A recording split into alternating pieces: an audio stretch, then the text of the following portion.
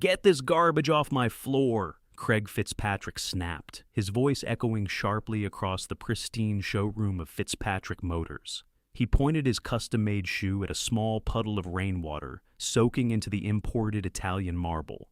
Craig measured human worth strictly by financial aesthetics. At 42, he wore a tailored charcoal suit and an expression of permanent disdain. His dealership catered exclusively to the absolute elite, selling luxury sports cars to executives and inherited wealth. But the man currently standing in the center of his immaculate showroom was none of those things. Clarence Latimer was 78 years old. He wore a faded, oversized canvas work jacket, completely saturated from the freezing November downpour. His worn boots left a faint trail of muddy water. He looked profoundly exhausted, holding a soaked flat cap in his trembling hands. "I'm sorry for the mess," Clarence said quietly. "My truck broke down on the highway, my phone died in the storm, and I need help." Craig sneered.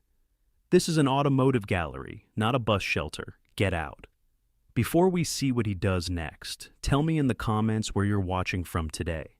Please leave a like, subscribe to the channel, and let's dive back into the story. Megan Schultz, the young receptionist sitting behind the massive curved glass desk, looked at the old man with a fleeting flicker of pity. She didn't dare speak. She knew Craig's temper, and she knew exactly how easily she could be replaced. Clarence stood his ground, reaching a shaking hand into the breast pocket of his wet canvas jacket. He pulled out a thick, slightly damp brown paper envelope. "I don't need a shelter," Clarence replied softly, maintaining his dignity. "I need a vehicle. I saw a small, older used sedan parked in the back inventory lot. I have $3,000 in cash right here in this envelope. I don't need anything fancy. I just need something that runs so I can get home before the storm gets worse." Craig stopped walking. He stared at the damp paper envelope clutched in the old man's hands. For a few agonizingly long seconds, there was absolute silence in the vast showroom, save for the sound of the freezing rain lashing against the windows. Then, Craig let out a sharp, cruel laugh. $3,000? Craig repeated, his voice dripping with venom. He pointed to a gleaming sports car. "Do you have any concept of where you are? The steering wheel on that vehicle costs $3,000. You want to buy a car in my dealership with a soggy envelope full of crumpled $20 bills?" Clarence kept his chin up. "I just asked a simple question, sir. You do not have to be cruel about it. I am running a premier enterprise, not a charity for the homeless," Craig sneered, stepping aggressively into Clarence's personal space. Without warning, Craig slapped the damp paper envelope right out of the old man's hands. The envelope hit the hard marble floor, bursting open and spilling the stack of worn cash across the wet tiles. "Pick up your trash, get out of my building, and don't ever walk through those doors again," Craig ordered coldly. "Megan, if this vagrant isn't off the property in exactly 60 seconds, call the police." Clarence did not argue. He slowly bent down, his old arthritic joints visibly aching as he knelt on the hard floor. He gathered his scattered money, bill by bill, his hands shaking violently from the cold. He placed the damp cash back into the torn envelope, put his wet cap on his head, and walked silently out of the dealership, disappearing back into the freezing rain.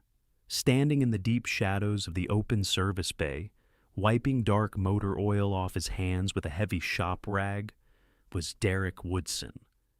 Derrick was 26, the lead diagnostic mechanic at Fitzpatrick Motors, and he had just watched the entire interaction through the glass partition. His jaw clenched tightly. Derrick knew exactly what it felt like to be treated like disposable garbage over a lack of money. He worked 60 grueling hours a week in this concrete garage, busting his knuckles on luxury engines, while Craig paid him barely above minimum wage. Every single cent Derrick earned went directly toward paying off the mounting medical bills for his younger sister's severe respiratory treatments. He was exhausted, broke, and constantly living on the absolute edge of financial ruin. But as Derrick watched the elderly man shuffle out into the relentless storm, a profound sense of absolute moral disgust washed over him. He looked at the gleaming luxury cars. He looked at Craig, who was comfortably pouring himself a glass of expensive bourbon in his plush office. Derrick threw the oily rag aggressively onto his metal toolbox. "Derrick!" the service floor manager barked from across the garage. "Where do you think you're going? You have 2 more transmissions to pull." "I'm taking my lunch break," Derrick said, his voice flat and unyielding. "It's pouring down rain out there. If you walk off the floor right now, Craig will dock your pay for the afternoon." Derrick didn't care. He grabbed his heavy waterproof jacket and his personal electronic diagnostic scanner. He walked right past the manager, out of the heated garage, and stepped directly into the freezing downpour. He didn't have money or power, but he could fix an engine, and he wasn't going to let an old man freeze on the highway simply because a man in a tailored suit decided he was worthless. The November rain felt like a barrage of tiny, icy needles against Derrick Woodson's face as he jogged down the narrow, unprotected shoulder of the interstate access road. Heavy transport trucks roared past him at highway speeds, spraying blinding sheets of freezing, oily water. But Derrick kept his head down, his eyes scanning the edge of the asphalt. He had walked nearly a mile through the relentless storm before he finally spotted it. Pulled over dangerously close to a muddy, steep drainage embankment was a rusted, faded green pickup truck. The hazard lights were barely pulsing, fighting a losing battle to draw power from a dying battery. Derrick approached the driver's side window and peered through the streaked glass. Clarence Latimer was sitting behind the wheel, shivering violently. His wet canvas jacket offered absolutely zero protection against the rapidly plunging temperature of the cab. Derrick tapped firmly on the glass. The old man flinched, turning his head slowly. When he recognized the young mechanic from the dealership, a look of profound, genuine confusion washed over his weathered face. He rolled the manual window down a fraction of an inch, his teeth chattering uncontrollably. "What are you doing out here, son?" Clarence asked, his voice barely a whisper over the roaring highway traffic. "You're going to catch pneumonia in this weather." "I'm fixing your truck," Derrick replied simply. He did not wait for permission or offer any further explanation. He walked directly to the front of the vehicle, unlatched the heavy rusted steel hood, and propped it open. The wind howled, driving icy rain straight into the engine bay, but Derrick ignored the bitter cold. He pulled a waterproof tactical flashlight from his jacket pocket, clamped it between his teeth, and connected his electronic diagnostic scanner. He did not need long to find the catastrophic failure. The alternator wiring harness had completely shorted out, melting the rubber insulation and permanently frying the primary starter relay. The truck was not just dead. Its entire electrical nervous system was paralyzed. Derrick wiped the freezing rain from his eyes, his mind working rapidly. He knew exactly what he needed, and he knew there was a commercial auto parts supply store located just 2 blocks off the next exit ramp. He slammed the heavy hood shut and ran back to the driver's window. "Keep your doors locked! I'll be right back!" Derrick yelled over the storm before taking off at a dead sprint down the muddy highway shoulder. When Derrick burst through the automated doors of the auto parts store, 10 minutes later, he was completely drenched, his heavy boots leaving thick, muddy tracks on the commercial carpet. He walked straight to the service counter and requested the heavy-duty starter relay and the specific gauge of copper wiring necessary to bypass the melted harness. The cashier rang it up. The total was $185. Derrick pulled out his phone and opened his banking application. His available balance was exactly $212. That money was specifically budgeted to cover his younger sister's next severe asthma inhaler prescription and his share of the apartment's heating bill. If he spent it right now, he would have almost nothing left for the next 2 weeks. He stared at the glowing numbers on the screen. He thought about his sister, but then he thought about Craig Fitzpatrick, sitting in a climate-controlled luxury office, cruelly laughing at a freezing, vulnerable old man. Derrick knew he could work double shifts. He knew he could skip meals, but he could not leave a man to freeze to death on the side of the road. Derrick closed the application, pulled his faded debit card from his wallet, and tapped it on the machine. He ran the entire way back to the stranded truck. For the next 40 minutes, Derrick laid flat on his back in the freezing, toxic mud of the highway shoulder. His fingers went completely numb as he meticulously spliced the new copper wiring, bypassing the melted harness and securing the fresh starter relay. Rainwater poured down his neck, soaking through his thermal layers, but his hands moved with absolute, practiced precision. Just as he was tightening the final ground terminal, his phone vibrated violently in his pocket. He pulled it out with a grease-stained hand. It was a text message from Craig Fitzpatrick. "You walked off the floor. You are officially docked for the rest of the week. If those transmissions aren't finished by tomorrow morning, don't bother coming back." Derrick stared at the screen, the threat of absolute ruin hanging over his head. He shoved the phone back into his pocket, grabbed his wrench, and tightened the final bolt. He crawled out from under the truck, completely covered in thick, freezing mud and grease, and tapped on the driver's window. "Try it now," Derrick shouted. Clarence turned the key. The old engine coughed, sputtered, and then roared to life, a steady, beautiful hum cutting through the sound of the storm. Warm air immediately began blasting from the defrost vents. Clarence looked at the dashboard, his eyes wide with absolute disbelief. He rolled down the window, reaching frantically for his damp paper envelope of cash. "Son, I don't know how you did that, but let me pay you. Please, take this," Clarence begged, trying to hand him a stack of bills.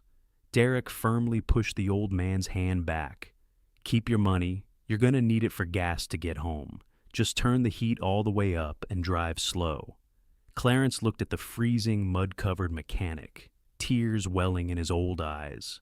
He had been treated like garbage by a millionaire just an hour ago, only to be saved by a young man who clearly had nothing to spare.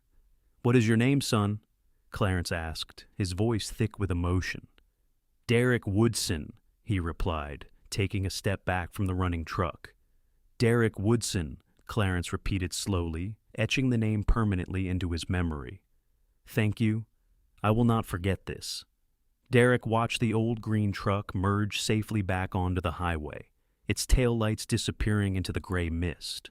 He was freezing, his bank account was almost empty, and his job was hanging by a thread. He turned around and began the long, cold walk back to Fitzpatrick Motors, bracing himself for the brutal retaliation that was undoubtedly waiting for him. 8 agonizing months passed since the freezing rainstorm on the highway, and Craig Fitzpatrick had kept his cruel, vindictive promise. He had systematically turned Derrick Woodson's life into an inescapable, exhausting nightmare. Since that day, Derrick was isolated in the garage, deliberately assigned the hardest, dirtiest, and most physically demanding diagnostic jobs. Craig forced him into mandatory, unpaid overtime by threatening to fire him for the absolute slightest infraction. Derrick's hands were permanently stained with heavy motor oil. His back ached relentlessly from working on concrete floors, and the dark, heavy circles under his eyes spoke of severe, chronic sleep deprivation. But Derrick did not quit. He simply couldn't.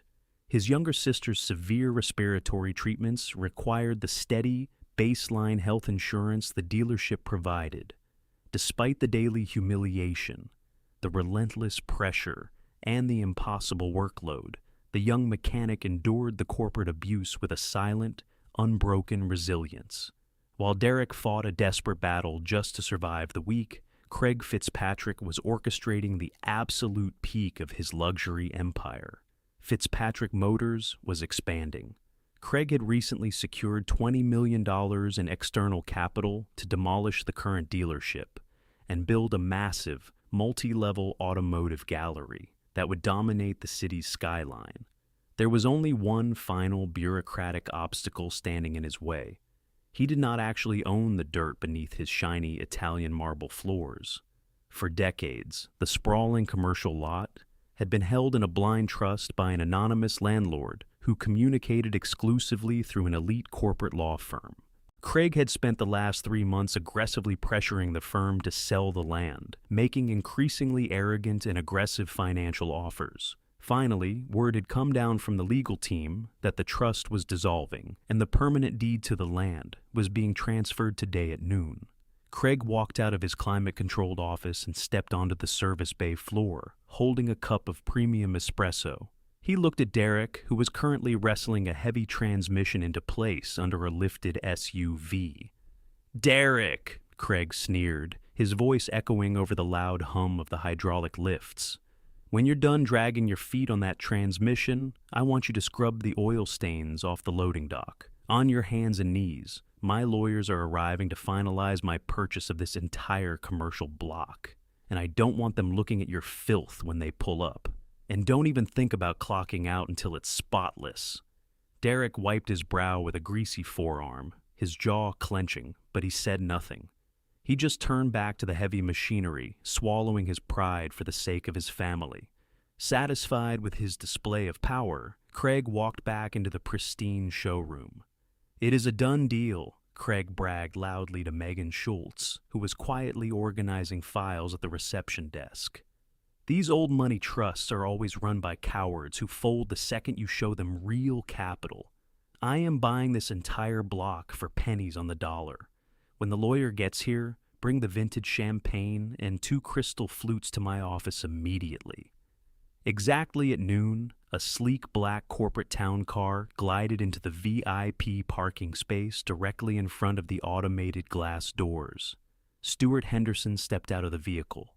Stuart was a senior partner at one of the prestigious corporate law firms in the state.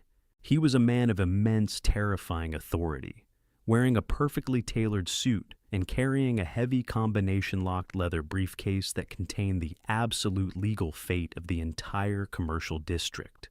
Craig immediately put on his most charming, synthetic smile. He walked forward, extending his hand confidently as the doors slid open. "Stuart, welcome to Fitzpatrick Motors," Craig announced warmly, projecting the aura of a victorious king welcoming an ambassador. "I have the contracts printed and waiting on my desk. I assume you brought the transfer deeds? Let's head back to my office, have a drink, and finalize this acquisition." Stuart Henderson did not smile. He did not extend his hand to return the greeting. He stopped in the middle of the showroom, his cold, professional gaze sweeping over the luxury cars before landing firmly on the arrogant dealership owner.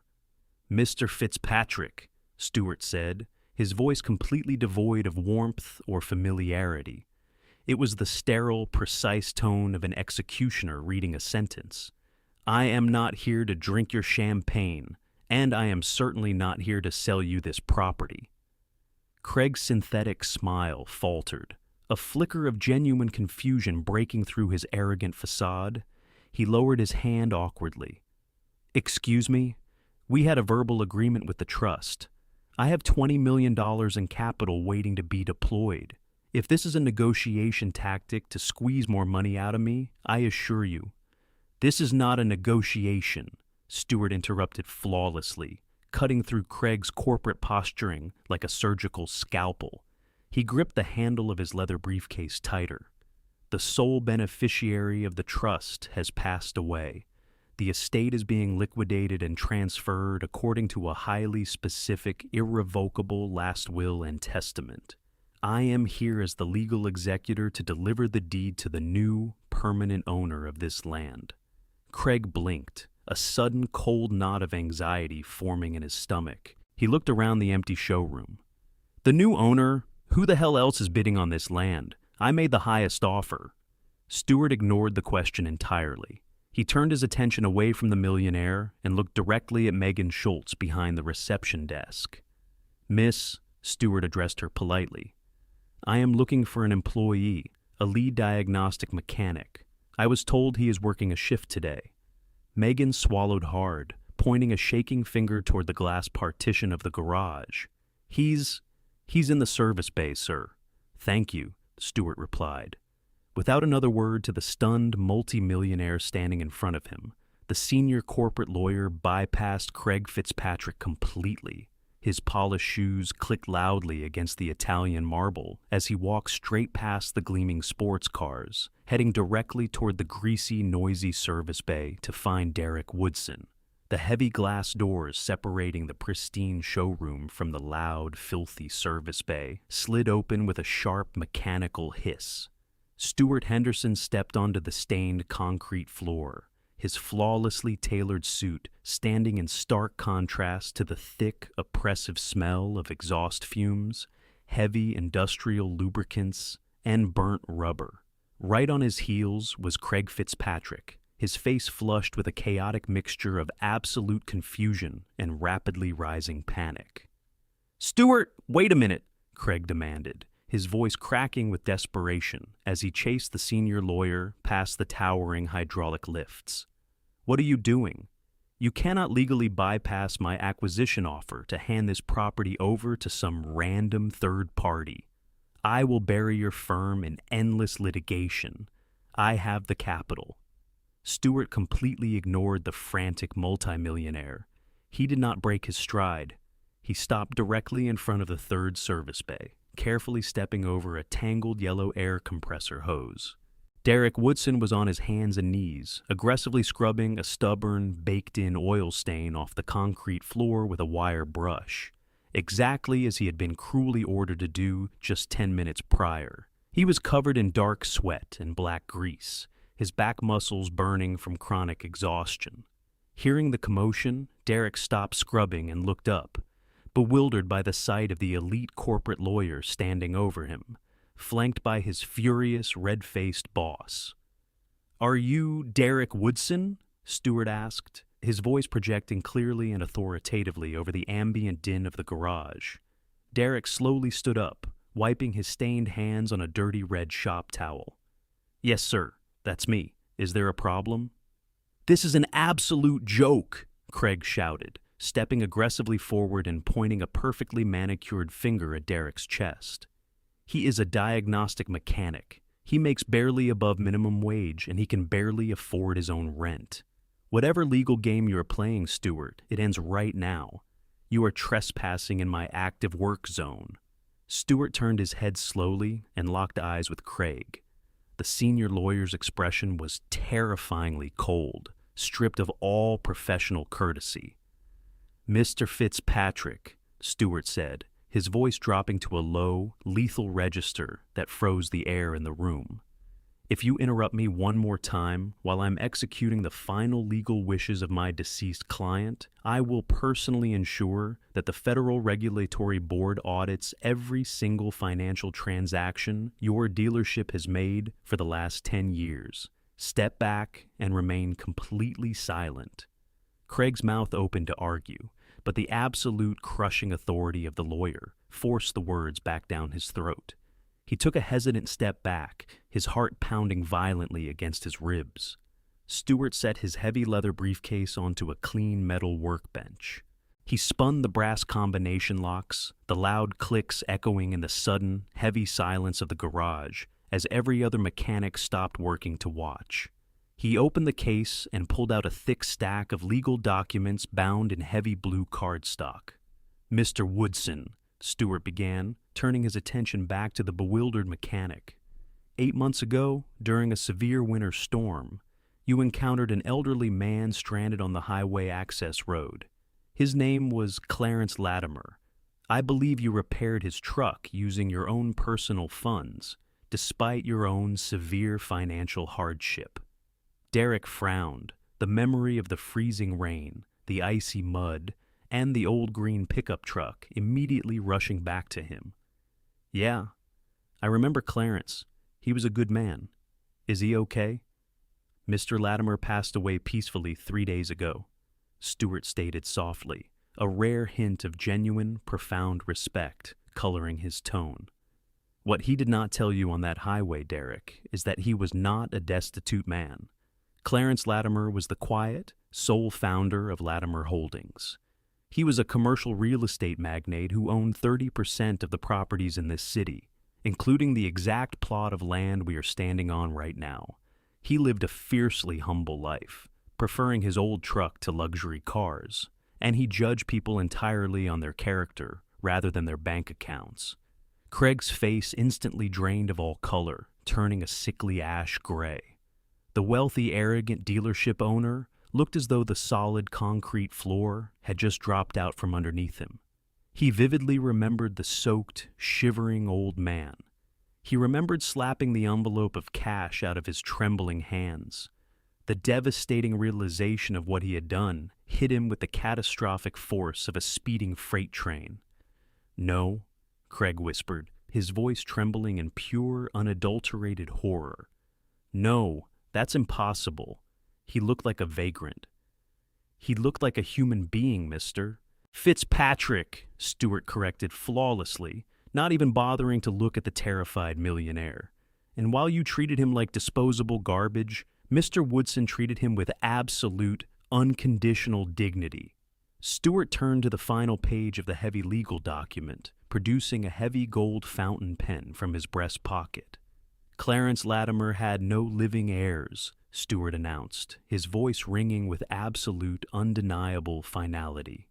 "Before he died, he completely restructured his multi-million-dollar estate. He established a massive permanent medical trust, specifically designed to cover all of your sister's respiratory treatments for the rest of her life." Derrick's knees buckled slightly. He reached out to grab the edge of the metal workbench, gasping for air as the crushing, suffocating weight of his daily survival was instantly, miraculously lifted from his shoulders. Tears of absolute shock welled in his eyes. "Furthermore," Stewart continued, his voice echoing through the silent garage, "effective immediately, as of 12 o'clock today, Clarence Latimer has transferred the permanent, irrevocable deed of this entire commercial block directly to you. You are no longer an employee of this dealership, Mr. Woodson. You are the landlord." The heavy, suffocating silence inside the service bay was absolute. The only sound was the low, rhythmic hiss of the air compressor in the corner. Every mechanic, every technician, and even Megan Schultz, who had quietly stepped up to the glass partition, stared in profound, unblinking shock. Derrick Woodson looked at the heavy blue legal document resting on the metal workbench, the permanent deed to the land, the fully funded medical trust for his sister. His entire life, a grueling, exhausting battle of poverty and desperation, had just been completely rewritten by the ghost of a humble old man in a faded canvas jacket. Craig Fitzpatrick, however, was experiencing a catastrophic, irreversible freefall. The arrogant multimillionaire, who had built his entire identity on dominating those beneath him, was suddenly gasping for air. His meticulously manicured empire had just been handed to the mechanic he had systematically tortured for 8 months. "No!" Craig choked out, his perfectly tailored charcoal suit suddenly looking like a cheap, ill-fitting costume. He stepped toward the workbench, his hands shaking violently. "Stewart, you cannot do this. I have $20 million sitting in an escrow account. I have investors breathing down my neck. You can't give a multi-million-dollar commercial plaza to a grease monkey." Stewart Henderson simply closed his leather briefcase with a sharp, final click. "I didn't give him anything, Mr. Fitzpatrick. The legal owner did. My business here is concluded." The senior lawyer offered Derrick a respectful, formal nod, stepped back, and silently walked out of the garage. Craig was left entirely alone with the man he had ruthlessly abused. The power dynamic of the room inverted with terrifying speed. Craig's survival instinct, honed by years of corporate manipulation, kicked in. He frantically tried to pivot, his pale face twisting into a pathetic, desperate, and entirely synthetic smile. "Derrick," Craig stammered, his voice dripping with sudden nauseating sweetness. He stepped forward, holding his hands up in a gesture of peace. "Listen to me. We got off on the wrong foot. The immense pressure of running this business, it makes me harsh sometimes. But you are a brilliant mechanic. You are the absolute backbone of this garage. We can work together. You own the land, I own the dealership. We can be partners. I will triple your salary today. I will make you the executive vice president of service. Just sign a 99-year lease extension with me right now." Derrick did not smile. He did not yell. He looked at the terrified, pathetic man standing in front of him, and he felt absolutely no pity. He slowly reached down and unzipped his heavy, oil-stained mechanic's jumpsuit. "You didn't get off on the wrong foot, Craig," Derrick replied, his voice calm, steady, and carrying the unshakable weight of ultimate authority. "You showed exactly who you are.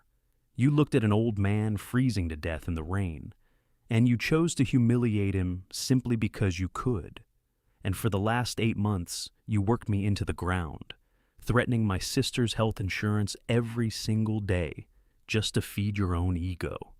Derrick pulled his arms out of the greasy uniform, stepping out of it entirely. He was wearing a clean white t-shirt underneath. He picked up the filthy, heavy coveralls and tossed them directly onto Craig's expensive custom-made leather shoes. "I don't want to be your partner," Derrick stated flawlessly, picking up the heavy legal folder containing his new deed. "And I don't want your money. I read the commercial zoning files when you were bragging about buying this place. Your current lease expired at midnight last night. You were operating on a month-to-month verbal extension with the trust until this sale went through." Craig's eyes widened in absolute paralyzing terror.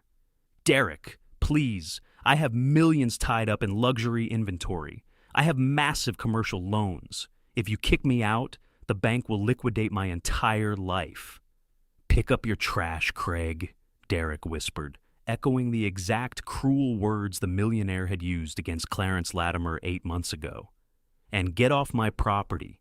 You have exactly 30 days to remove every single one of these luxury cars from my land, or I am having my legal team begin removal proceedings against every vehicle left behind."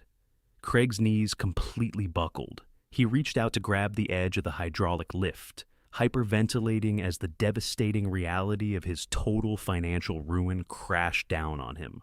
The empire he had built on arrogance and cruelty had just been completely demolished. Derrick Woodson didn't stay to watch the millionaire cry. Holding the deed to his new future, the young mechanic turned his back on Fitzpatrick Motors and walked out of the open service bay doors. He stepped out into the crisp, clear afternoon air.